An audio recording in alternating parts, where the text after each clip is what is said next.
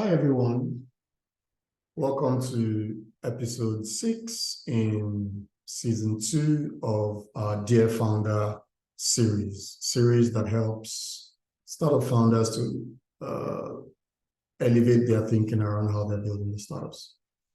Episode 6, this episode is called the 6 W's method, okay? And this is probably the most popular method for that is used in the consulting industry. So I'm going to share a secret right now. Consultants have a trick for breaking into any new field. So if you find a consultant, right, this is a seasoned consultant, they're really smart in energy, okay? Renewable energy. That's their domain. They've spent the last 10 years or the last 15 years focusing on. They're one of the top experts in renewable energy in their field. They're consultant, they work with one of the big four, or something like that. Say something then happens, and this consultant is the only one available to work on a new project in finance or telecoms, okay? Guess how really smart people, right, break into new topics. This is the method. It's called the 6 W's method. And without further ado, I'm just gonna run through. I'm just gonna show you what it looks like, and then we'll run through it quickly. And I think this is gonna be one of the really, really short slides as well. So again, 6 W's stands for the what, the why, the how, the where, the when, and the for whom of every problem. So if you take a problem space, and this is actually a trick for students, right? And anybody that wants to learn a new topic quickly.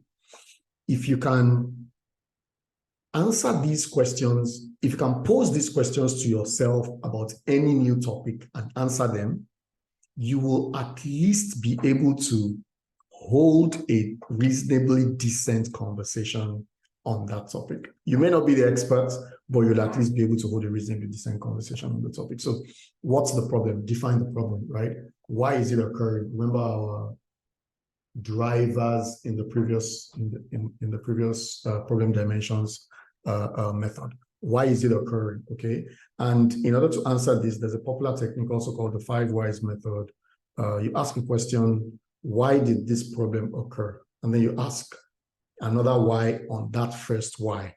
And then you ask another why on the second why until you really, really understand the root cause of the problem.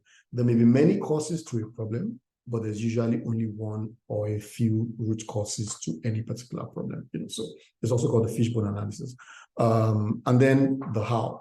How does it occur? Just give us a description of the things that go into play when it occurs, okay? Where does it occur? And in describing where does it occur, you will have some kind of, you'll be forced to describe, the environment, the situation, what are the elements in the environment? Are they causative or are they coincidental? And so on and so forth. When does it occur? Is there a relationship between the drivers of this problem and something else that is not obvious, right? So if we talk about fuel scarcity, is there something that triggers fuel scarcity every time in where it occurs?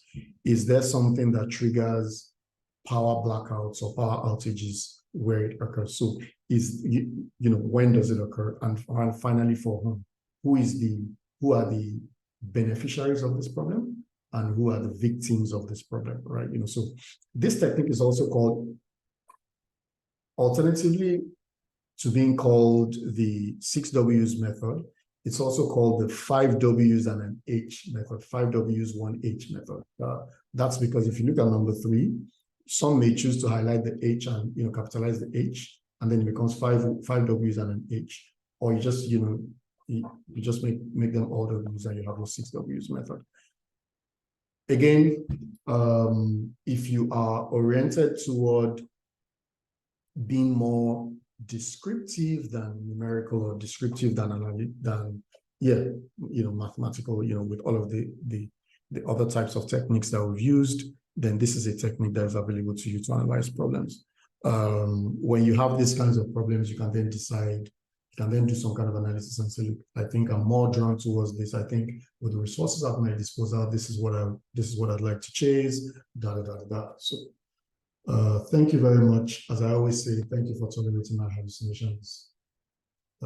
See you on the next one. Bye.